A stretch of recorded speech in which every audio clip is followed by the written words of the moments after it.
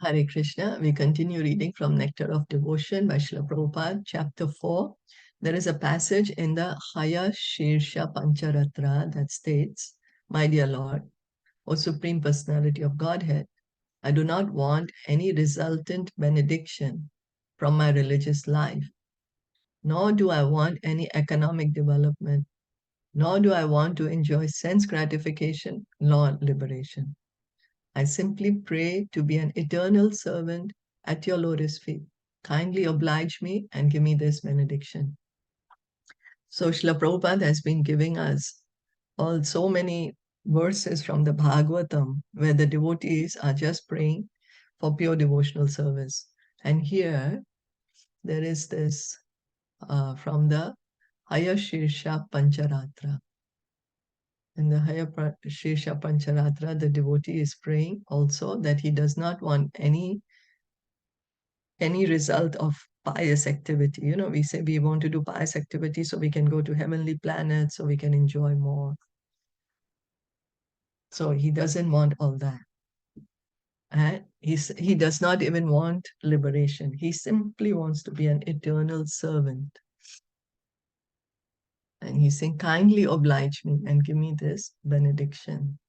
In the same Hayashirsha Pancharatra, after Nrsimhadev wanted to give benedictions to Prahlad Maharaj, Prahlad did not accept any material benediction and simply asked the favor of the Lord to remain his eternal devotee. So after Lord Nrsimhadev kills Hiranyakashipu, then he's really very angry and nobody is able to pacify him. So they all approach Prahlad Maharaj to pacify him. And Prahlad Maharaj was like, I'm just a small child, you know. You all are great personalities. But anyway, he offers beautiful prayers to Lord Nrsimhadev. And then Lord Nrsimhadev, he tells Prahlad Maharaj, okay, I'm very pleased with you. You ask me anything you want. Now, Lord Nrsimhadev can give anything because everything belongs to him. Everything belongs to him. So he can give anything. And what is Prahlad Maharaj asking? He's saying, I always want to remember you. I want to be always your eternal devotee. Please give me this benediction. So we can see that the pure devotees, how much bliss they are experiencing in pure devotional service. That's the reason they are keeping on asking for this benediction. In this connection, Prahlad Maharaj cited the example of Hanuman, the eternal servitor of Lord Ramachandra, who also set an example by never asking any material favor from the Lord. He always remained engaged in the Lord's service. That is the ideal character of Hanuman, for which he is still worshipped by all devotees. Yeah, Hanuman. He's like, you know, and he opened his heart also to show that there's only Lord Ramachandra there. So he's an example. He's the Acharya of being the servant of the Lord.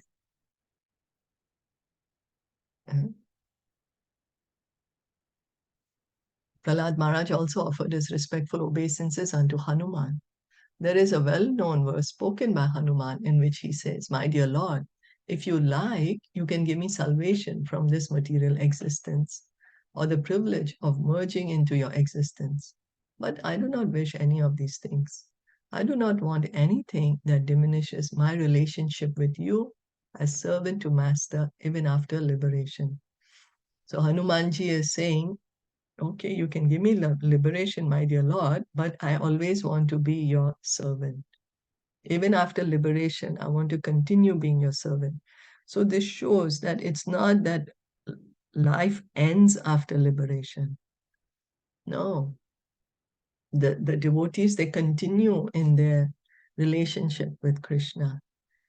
Here, Hanumanji is having his relationship with Lord Ramachandra. In a similar passage in the Narada Pancha. So we can see, you know, we are praying to Hanumanji for various things, whatever desires we may have, we are approaching Hanumanji. But what is Hanumanji praying for? He wants to just be engaged in pure devotional service. He always wants to be having this relationship with Lord Ramachandra.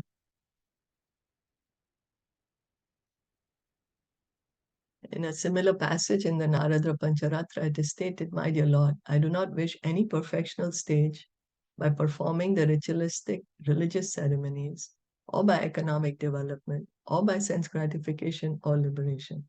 I simply pray that you grant me the favor of keeping me under your lotus feet. I do not wish any kind of liberation, such as Salokya, to reside on your planet, or Sarupya, to have the same bodily features as you. Simply pray for your favor that I may be always engaged in your loving service." So Narada Pancharatra is also stating, the devotee is saying that I don't want any result from pious activities or economic development. I don't want any kind of sense gratification. I do not even want liberation. I do not want to have this perfection that, okay, I'm staying in a same planet as you, or I have the same bodily features as for you, but I want to have this loving relationship with you. This is what all the devotees are praying for, this relationship, the eternal relationship that each of us have with Krishna. Each and every one of us have. We have simply forgotten it, and we have to revive it. And the way to easily revive that relationship is by chanting the Hare Krishna mantra. Similarly, in the 6th canto, 14th chapter, verse 5 of Srimad Bhagavatam, Maharaj Parikshit inquires from Sukadev Goswami, "My dear Brahmana, I understand that the demon Vritrasur was a greatly sinful person, and that his mentality was completely absorbed in the mode of passion and ignorance. How did he develop to such a perfectional stage of devotional service to Narayan?" So in 6th canto, we will be hearing about Vritrasur. Is there in Srimad Bhagavatam? Maharaj Parikshit is asking Sukadev Goswami, Vritrasur, he's a demon. Then how come he is, has so much, he's doing engaging in devotional service? What happened? I've heard that even great persons who have undergone severe austerities and who are liberated with full knowledge must strive to become devotees of the Lord. It is understood that such persons are very rare and almost never to be seen. So I'm astonished that Vritrasur became such a devotee. So Parikshit Maharaj is saying devotional service is so rare. It's so rare. Krishna does not easily give devotional service.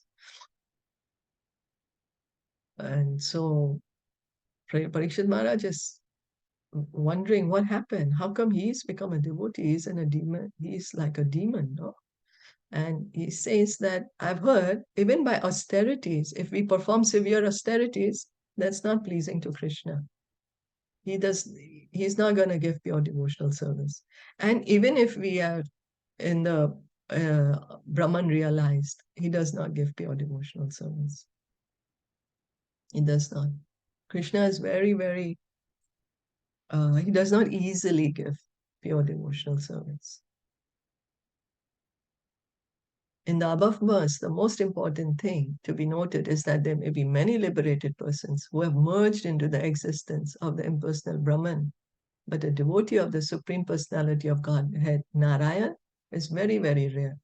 Even out of millions of liberated persons, only one is fortunate enough to become a devotee. So there could be so many personalities in the Brahmajyoti, in the Brahman, so many souls. But to find a devotee, there are millions. Rupa Goswami, Srila Prabhupada is saying millions, out of millions, there's one fortunate soul. Krishna himself says in the Bhagavad Gita that is very rare that people come to Krishna, engage in devotional service. Now in Kali Yuga, what happens is the special mercy of Lord Chaitanya. Lord Chaitanya, Panchatattva, is their mercy that what Krishna is guarding with so much security, we can say. They are just openly giving to anyone and everyone who will accept it. Just saying, chant the Hare Krishna mantra and accept this mantra and revive your relationship with Krishna. Get love of Krishna.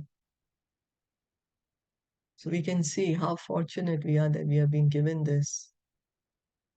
um, this opportunity by Lord Chaitanya. Otherwise, it's very rare. Did anyone have any questions or comments till now, what we are reading?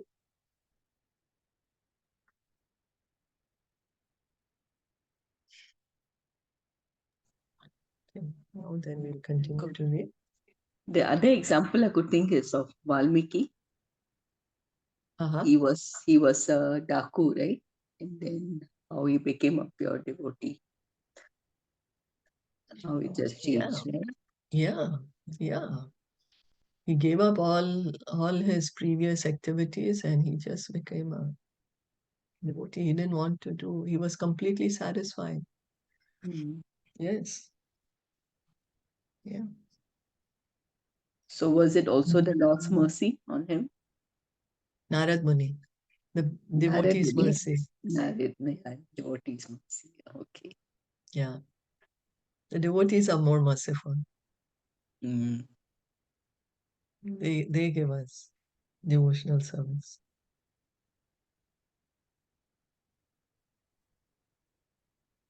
So in Srimad Bhagavatam, first canto, 8th chapter, verse 20, Queen Kunti is praying to Lord Krishna at the time of his departure. My dear Krishna, you are so great that you are inconceivable even to great stalwart scholars and Paramahamsas, fully liberated souls.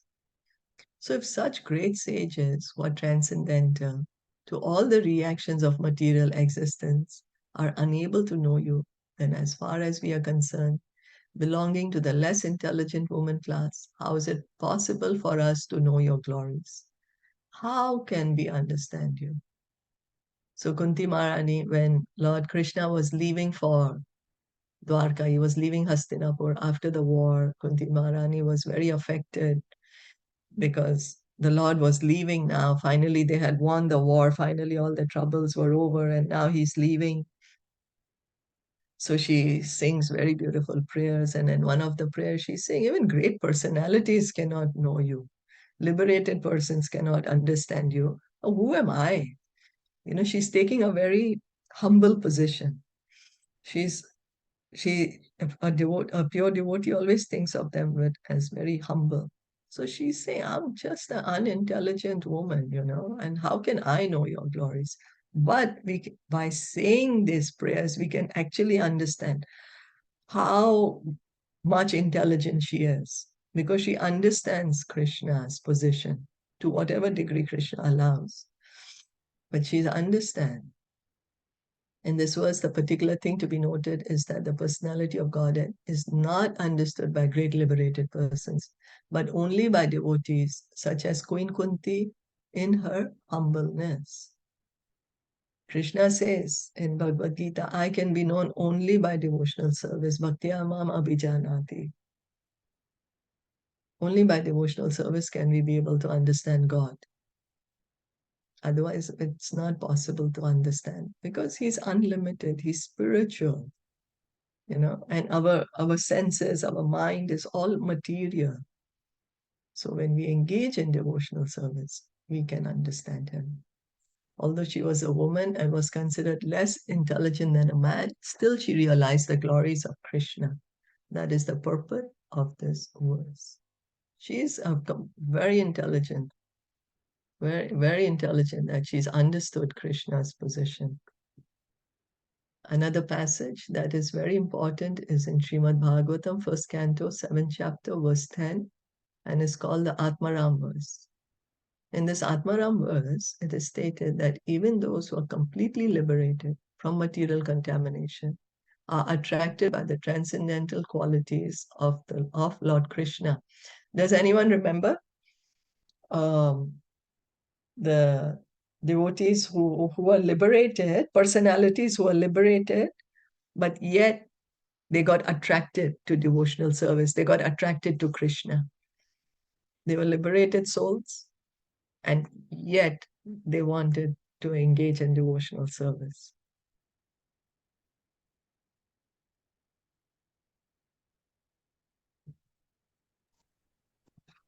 It's the four Kumaras. Okay. And Dhruv Maharaj, no? Well, Dhruv Maharaj, he began in devotional service and then he got liberated. Okay. Yeah, but the four Kumaras, they were liberated and yet they got attracted to the devotional service. Tulasi leaf, right? The Tulasi leaf. Yeah, to And Tulsi leaves. even Vyasadev or Suta Yes. Goswami, sorry, Suta Goswami. Sukadev Goswami. Sukadev Goswami, yes, Sukadev. He was also liberated, right? Yes, he was a liberated personality, but he got attracted to Srimad Bhagavatam. Yeah. And then he was just chanting Bhagavatam. Yeah. Four Kumaras, Sukadev Goswami, these are great examples of liberated personalities who also got attached to devotional service. So the purport of this verse is that a liberated soul has absolutely no desire at all for material enjoyment, is wholly free from all kinds of material desires, yet still he is irresistibly attracted by the desire to hear and understand the pastimes of the Lord. So liberated soul means what? No more material desire, no? That's why he's liberated, right? He has no desire for material enjoyment, but yet he's feeling this bliss. He has this desire. I want to hear and understand the pastime of Krishna. Irresistibly attracted, cannot resist. That's how attractive Krishna is. Krishna is all attractive. We can say, but I'm not getting attracted to Krishna. That's because we are very covered right now. We are covered with a lot of desires and a lot of other things. But the pure souls, they're irresistibly attracted to Krishna. I would say even Hanuman, right? Even Hanuman, then he was liberated because always from the beginning, no, he was only like he wants to be with Ramachandra, Lord Ramachandra. No. So he was always a devotee, no? Or no? Devotee, yeah. He was a devotee, but this see, is the example we are giving. Desires. This example is given that those who don't know about Krishna as yet, but they are liberated. They are the Brahmavadis. They understand God to be Brahman. Okay. So Brahmavadi, understanding God is Brahman, Okay. God is light, but yet when they hear about Krishna, they get attracted to hearing and chanting about Krishna. Kumaras, yeah, correct. Four Kumaras, Sukadev Goswami. Yeah, they were already on the realized platform. They knew Aham Brahmasmi, I am Brahman. They understood I'm Brahman. They understood I'm not God. There is a Para Brahman, that God is there, Para Brahman is there, but they didn't know him. Who is he? Okay. So when they hear about Krishna, they get attracted. Okay, got it. Thank you. Thank you. So then he's irresistibly attracted to hear and understand the pastimes of the Lord. We may therefore conclude that the glories and pastimes of the Lord are not material. Krishna's leelas are not material. Krishna's names are not material. Someone may say that, oh, but this is like, why should I be hearing Krishna's pastimes? It's like historical, What gain am I gonna get by hearing some history, some story? But it's not material. It's not like of an ordinary person in the material world. It's not of like the great kings of the material world. No, Krishna is God. So his pastimes are spiritual. And that's the reason the liberated souls are also attracted to chanting his glories. Like Sukadev Goswami, he's already liberated. He has no desire. He's already situated on the Brahman platform. Yet, after he heard Bhagavatam, he's constantly reciting Bhagavatam. He's constantly reciting the glories of the Lord. He's experiencing so much bliss. Otherwise, how could the liberated persons, known as Atmaramas, be attracted by such pastimes? That is the important point in this verse. Because they're already liberated, they're not attracted to anything material, but they are attracted to chant the glories of Krishna. So, glories of Krishna are spiritual. This is what is being said, that the Atmaram verse is saying that the liberated soul, he has no material desire, but yet he desires to chant the glories of Krishna. So because he's liberated and he has no material desire, but he has the desire to chant the glories of Krishna, shows that glories of Krishna, Leelas of Krishna are spiritual. Okay? This Atmaram verse was once nicely explained by Lord Chaitanya to Sanatana Goswami. There is a detailed explanation of this verse in the author's teachings of Lord Chaitanya. So in teachings of Lord Chaitanya is explaining this Atmaram verse to Sanatana Goswami. So, Lord Chaitanya personally instructed Sanatana Goswami, and this verse also Lord Chaitanya explained to him. So from the above statement, it is found that a devotee is not after any of the stages of liberation.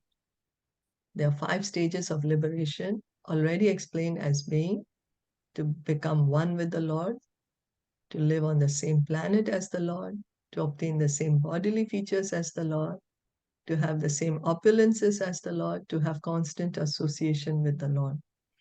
Out of these 5 liberated stages, the one which is known as Sayujya, or to merge into the existence of the Lord, is the last to be accepted by a devotee. The other 4 liberations, although not desired by devotees, are still not against the devotional ideals. So now a devotee, he does not want this 5 kind of liberation. He for sure does not want to be merging into the light of the Lord. And even the other 4 he doesn't want.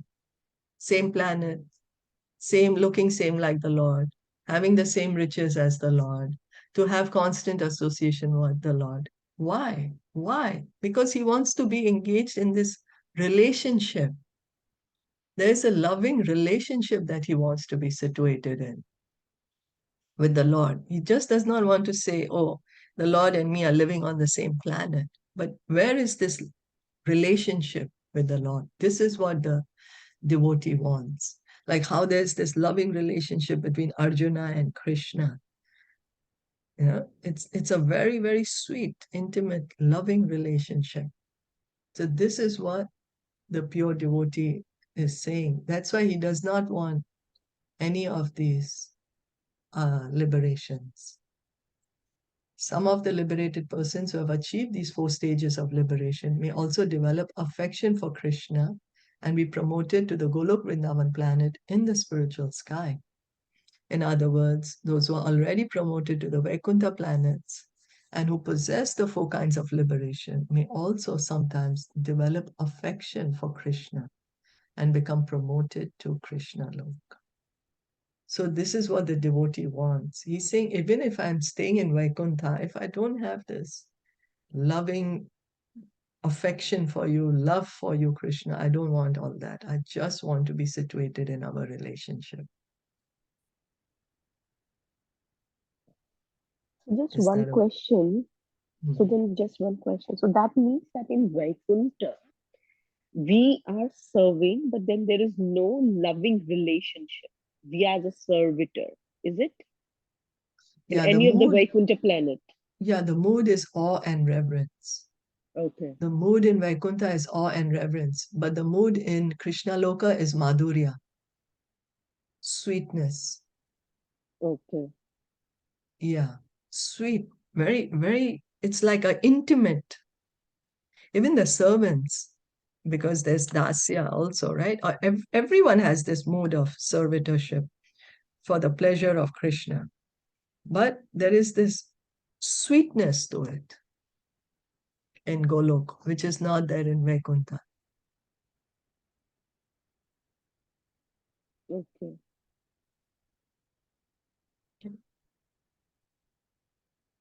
Right. So we'll stop here for today. Thank you so much for listening in and joining in. Srila Prabhupada ki jai, Gaur Bhakta Vrinda ki jai. Hare Krishna.